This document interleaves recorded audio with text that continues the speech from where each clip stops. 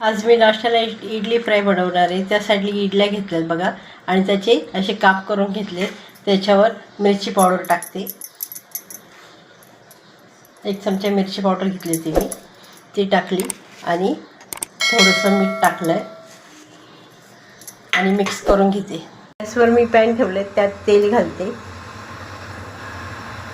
त्यात राई टाकते,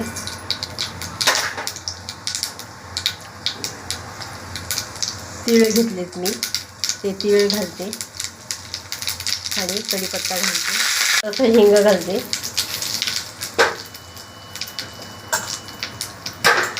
आणि त्याच्यावर ह्या इडल्या घालते।